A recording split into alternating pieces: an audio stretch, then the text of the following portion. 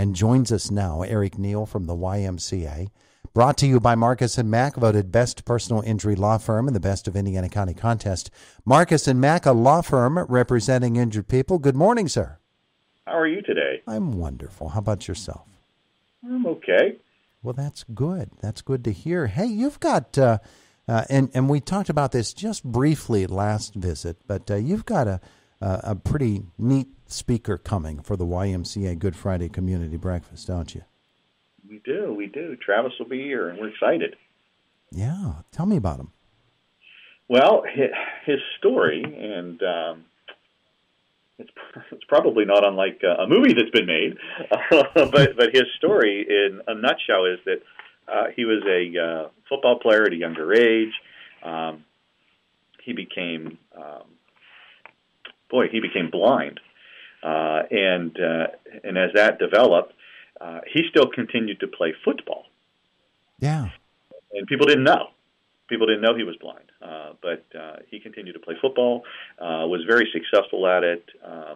Later in life, then, he became a pastor, and just talks about his journey and how losing his eyesight has affected him, and how his relationship with God has gotten him through everything to where he is a pastor today and travels around and talks about his relationship with God and how that's made a difference in his life. Yeah. Now, I'm on the YMCA website, and I'm having difficulty finding him. I found him before, but on the upcoming events tab, he's not there anymore.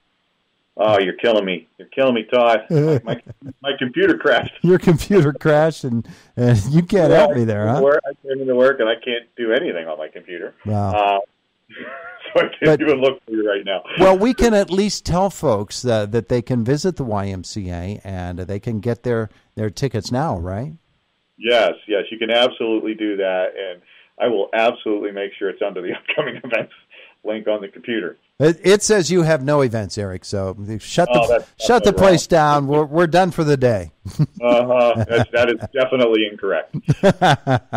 Yeah, we'll get that one fixed, and you'll be able to hook in and learn more. And it really is an amazing story.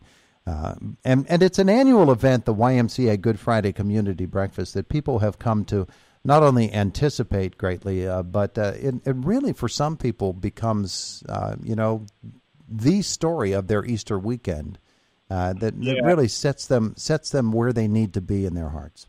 Yeah, really.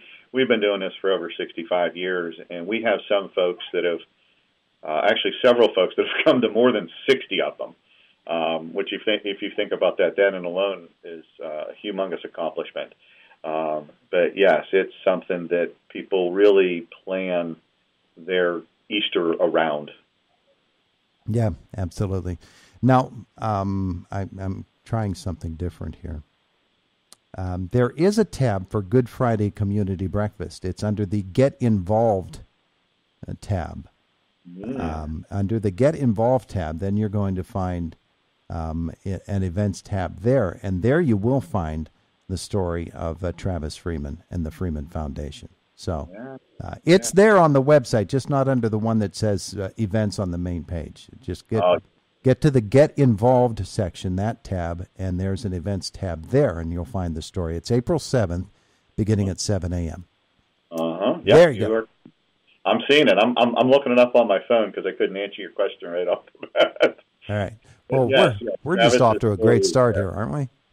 Oh, my goodness. My morning has been all off course because of my computer. It's amazing how dependent we are on those things. It really is. It really is. But we don't need to be today because we can just head to the Y and do a little workout to get our frustrations out. I have a place I can shed my stress. Lots of people do that. How's the construction project going? Oh, boy, we're moving right along. In case you don't remember or someone's listening that doesn't, we are doing 4 major projects this year here at the Y. We're going to replace the roof on the whole building. Mm-hmm. We're going to put a new pool heating and ventilating system in and paint the walls and put sound baffles up and really make the pool a lot nicer. We're going to put in new hot water tanks and boilers for the domestic hot water for the showers and sinks and so on and so forth throughout the building. Mm-hmm. And then the biggie is we're going to completely gut and lay out differently and remodel our locker rooms. They're going to be amazing. So we're really excited about that. Yeah, all of that. We haven't begun tearing out walls or anything yet, have we?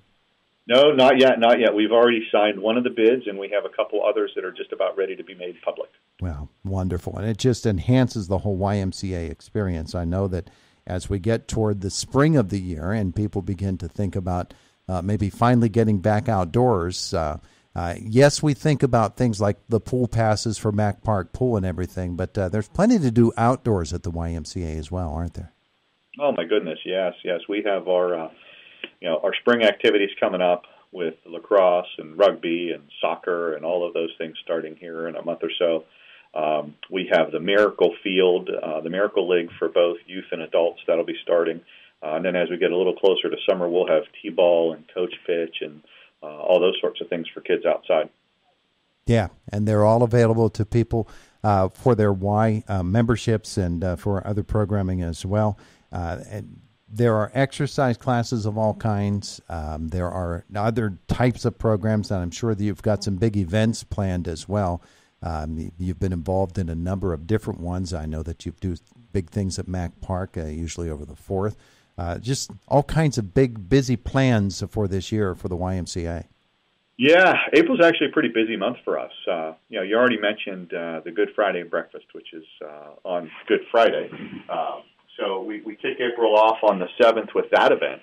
But then we have an endowment dinner, and that is scheduled for the 20th of April. That's our John Morgani Endowment Fund. We'll have Lanny for Terry coming to town. And we're going to have an endowment dinner at the country club, and information is going out for that.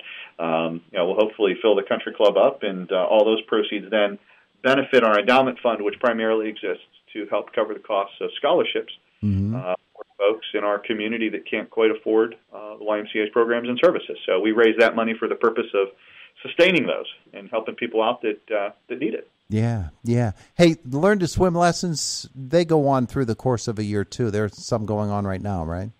Yeah. We, believe it or not, we actually are full for the spring one semester. Really? We are full. We actually have people on waiting lists, and that hasn't happened for a while, but we're happy to be full, which means people are coming back out in full force to get involved. And we've already worked on a plan for our spring 2 session, which will start in 6 weeks from now, to add a few more instructors on each of the days and times so that we can increase our capacity to take everybody else. Yeah. So, that was a bit of an unexpected problem, but a good problem.